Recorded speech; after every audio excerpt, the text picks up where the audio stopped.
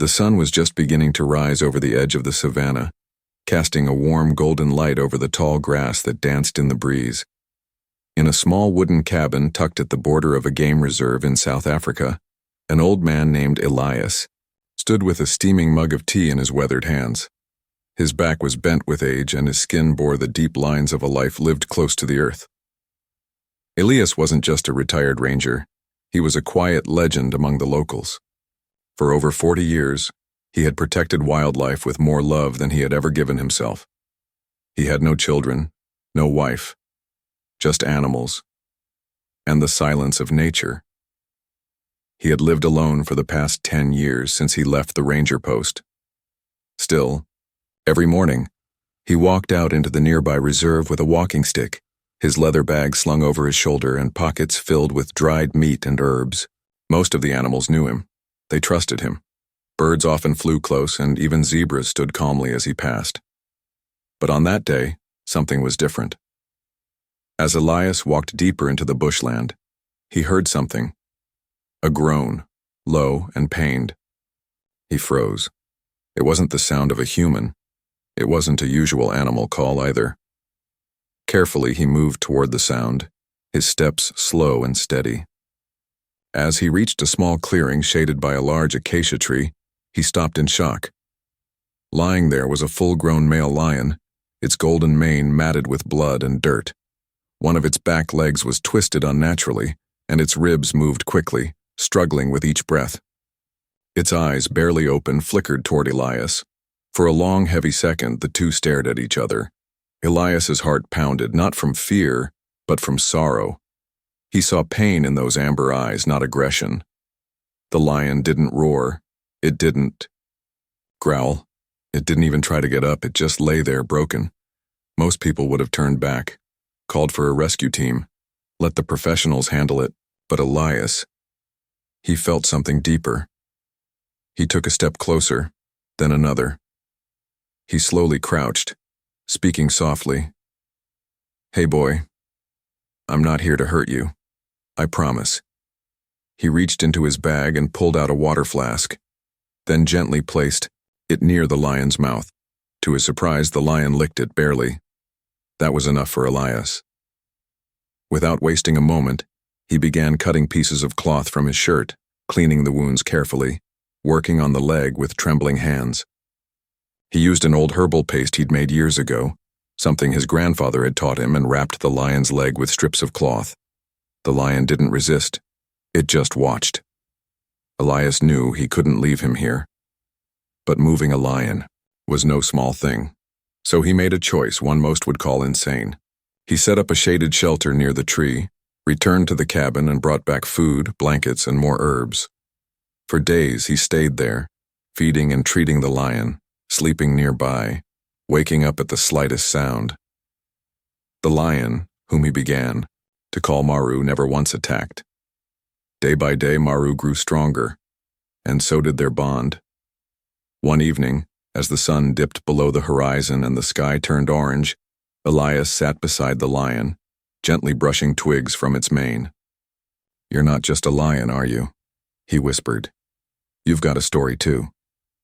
A few moments later, the peace shattered. Elias heard the roar of a truck engine in the distance.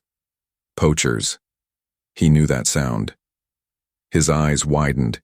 He quickly stood, but it was too late. Two armed men emerged from the trees, their rifles raised. "Well, what do we have here?" One of them sneered, eyeing the lion. "Old man's feeding us dinner." Elias stood in front of Maru, arms stretched. "You'll have to shoot me first." The men laughed. One raised his gun, and then Maru roared. A deep, earth-shaking sound that sent birds flying and the poachers stumbling back. The lion stood, limping but tall, his golden mane catching the last rays of sunlight. His eyes burned with something ancient and fierce. With one thunderous leap, Maru charged. Elias shouted, "No, don't kill them." But Maru didn't attack to kill. He roared inches from the men's faces, forcing them to drop their guns and fall backward. One wet his pants. The other screamed. They ran. Maru didn't chase. He turned and looked at Elias, then slowly sat down beside him. Elias couldn't believe it. He chuckled breathlessly. You've got more honor than most men I've met." That night, Elias reported the incident. Rangers came and recovered the weapons, but they didn't believe him when he said a lion saved his life. "You must have scared them yourself," one ranger laughed. Elias didn't argue. The following days were calm. Maru healed more each day. Soon he began walking without limping. He even started catching small animals, his instincts returning. And one morning, Elias woke up to find the lion gone. No sign, no sound, just paw prints leading into the forest. He stood there in silence. His heart felt heavy, but somehow full. "Goodbye, my friend," he whispered. Months passed. The cabin felt emptier than ever. Elias continued his walks, but nothing felt the same.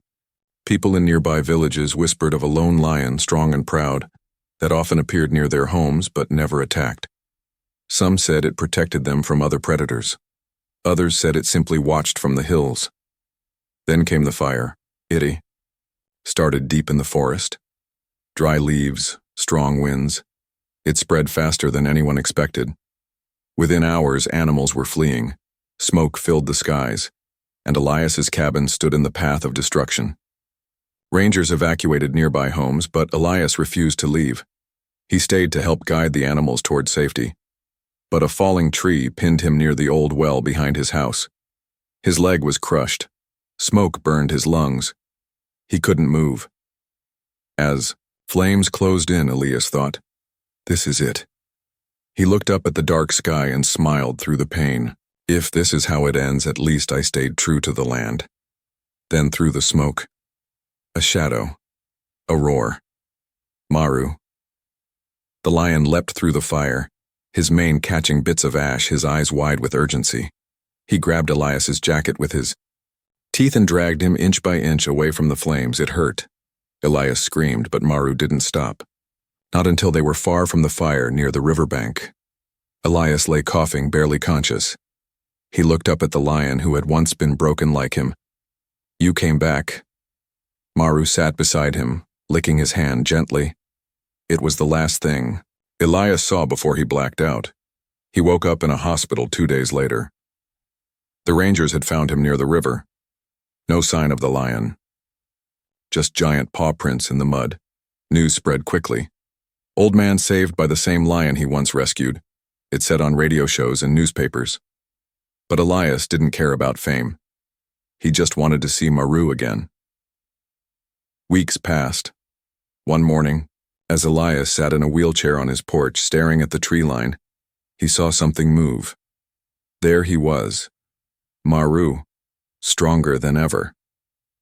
Standing at the edge of the forest, looking at him. The two locked eyes. Elias raised his hand, and the lion gave a deep nod before turning and disappearing into the wild once more.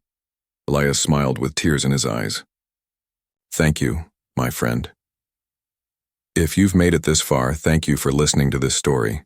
If it moved your heart even a little, don't forget to like and subscribe for more powerful stories like this one.